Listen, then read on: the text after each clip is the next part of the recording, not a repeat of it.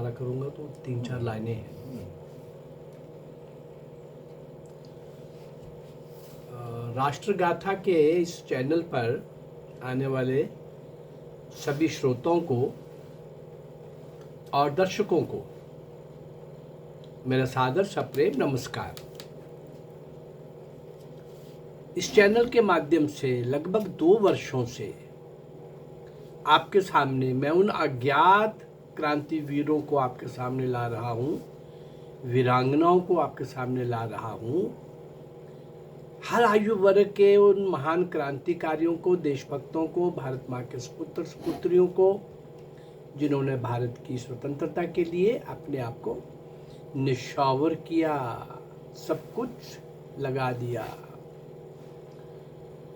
बाल बालिकाएं, किशोर किशोरियां, युवा युवतियां, हर आयु वर्ग के क्रांतिकारी, अरे 80-80 साल के, उनको बूढ़े कहना तो गलत होगा क्योंकि नौजवानों से भी ज़्यादा जोश के साथ, होश के साथ, शौर्य और वीरता के साथ कमाल के इतिहास के वो स्वर्णिम पृष्ठ लिखे उदाहरण देते हुए भी, सुनते हुए भी, सुनाते हुए भी लगता है कि उनको हम 80 साल का बूढ़ा नहीं बोल सकते थे।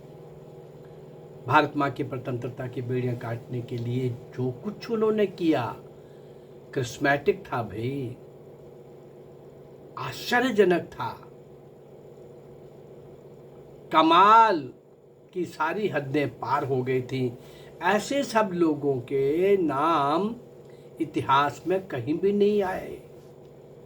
भारत की स्वतंत्रता के लिए स्वतंत्रता रूपी महायज्ञ में अपने आप को आहुत कर देने वाले, उनका कहीं भी नाम नहीं आया।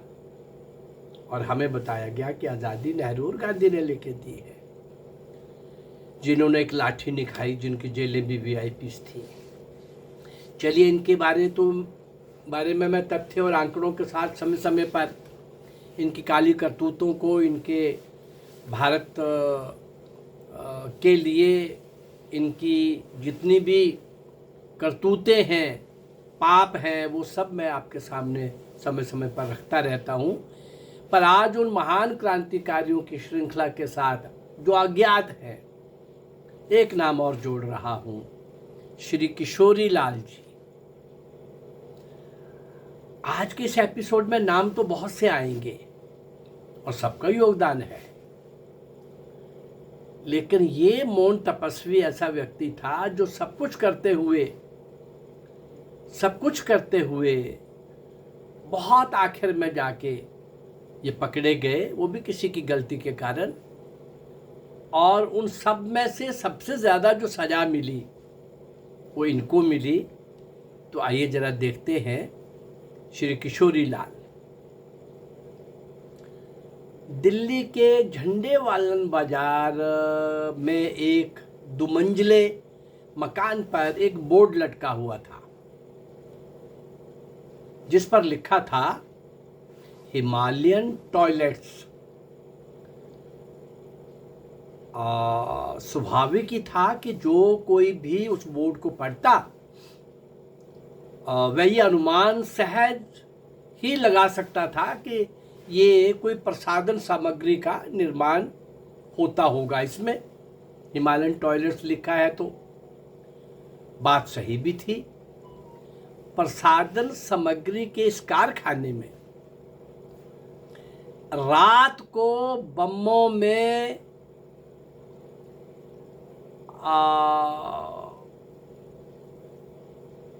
मसाला भरने का काम होता था और भरने वाला मसाला तैयार किया जाता था।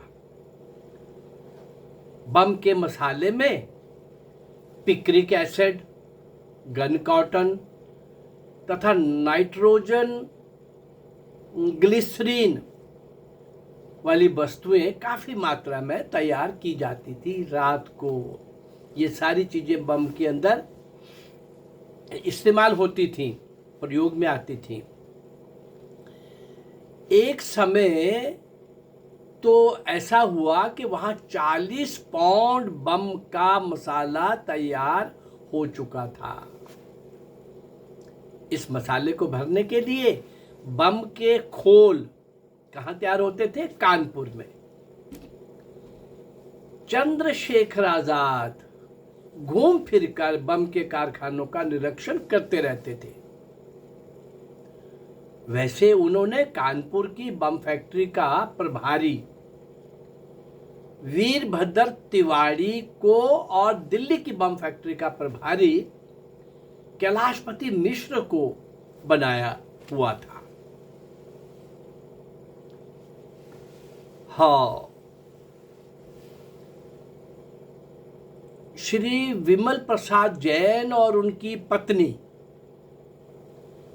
पर इस कैलाशपति मिश्र ने वहां का काम ज्यादा उन पर छोड़ रखा था और इस कारखाने में एक नौकर के रूप में साथी गिरवर सिंह को भी रखा गया था। पूरा समय काम करने वालों में इनके अतिरिक्त और जो लोग थे वो थे श्री किशोरी लाल, हरद्वारी लाल, मास्टर हरकेश और भगीरथ। ये सब काम करते थे। उनके साथ साथ ये लोग भी समय समय पर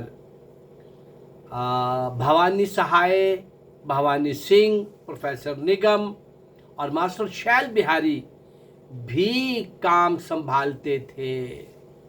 और कुछ समय के लिए तो पंजाब के सच्चिदानंद, हीरानंद वात्स्यायन भी आ गए थे इस काम को करने के लिए। दुर्गा भाभी और सुशीला दीदी भी दिल्ली में ही कहीं और रह रही थीं, लेकिन दिल्ली की बम फैक्ट्री के संचालन में अपना पूरा योगदान दे रही थी। कारखाने के संचालन में बराबर हाथ बंटा रही थी और इनके प्रयत्नों से इन सब के प्रयत्नों से दिल्ली की बम फैक्ट्री बहुत अच्छी तरह से चल रही थी। दिल्ली की बम फैक्ट्री पर वज्रपात तब हुआ जब पुलिस ने कैलाशपति को गिरफ्तार कर लिया। बहुत पिटाई हुई, कुछ और भी कमियां आ चुकी थीं। जल्दी खुल गए और मुखबिर बन गए। कैलाशपति गोरखपुर के, इनका इतिहास देखिए क्या इन्होंने किया था, क्या कमाल करके आए थे, लेकिन कैसे कमजोर पड़ गए। कैलाशपति मिश्र गोरखपुर के डाकखाने में एक बाबू था। उसका संपर्क क्रांतिकारियों से हो चुका था। एक दिन वे मनी ऑर्डर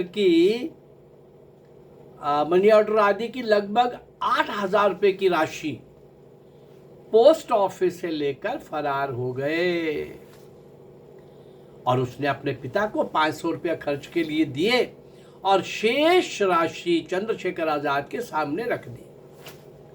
उस पैसे से दिल्ली की बम फैक्ट्री चालू की गई और उसकी निगरानी का भार भी कैलाशपति मिश्र को ही सौंपा गया।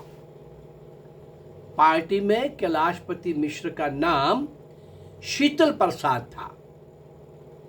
कुछ दिन तक तो कैलाशपति अच्छा काम करते रहे, पर धीरे धीरे इंसान भाई कब क्या होगा, नौकरी छोड़ के आना, फरार होना, क्रांतिकारियों के लिए पैसा देना एक तरफ वो, और दूसरी तरफ ये विलासिता की राह पर धीरे धीरे चल पड़े थे। और पुलिस का मुखबिर बन जाने पर और भी कई घटनाएं कुछ हुई जिनका मैं जिक्र करना जरूरी नहीं समझता, लेकिन पुलिस का मुखबिर बन जाने पर क्रांतिकारियों के सारे भेद पुलिस को दे दिए गए। उसके द्वारा दी गई जानकारी के आधार पर व्यापक गिरफ्तारियां हुई। विमल प्रसाद जैन तो मेरठ में सिनेमा देखते हुए पकड़े गए। गिरफ्तार क्रांतिकारियों पर दिल्ली षड्यंत्र केस के नाम से मुकदमा चलाया गया। दिल्ली षड्यंत्र केस के नाम से लगभग 1.5 वर्ष तक ये मुकदमा चलता रहा, लेकिन अंत में ये मुकदमा वापस ले लिया गया। कारण सबूतों के अभाव में, सबूत नहीं थे, कोई प्रूफ नहीं था कि किसी ने किसी का कत्ल किया हो, मर्डर किया हो। बम की फैक्ट्री भी जो पकड़ी गई थी उसके अंदर जो कुछ था उतना नहीं मिला, उनको दाएं बाएं कर लिया गया था। और वैसे तो उनको बहाना ही चाहिए था, लेकिन पता नहीं क्यों सबूतों के अभाव में मुकदमा वापस ले लिया गया। कुछ क्रांतिकारियों को पुलिस ने खींचकर, पुलिस की बेइज्जती हुई इसमें कि तुम्हारे पास कुछ है नहीं और तुमने इनको इतनी देर से पकड़ के रखा हुआ है।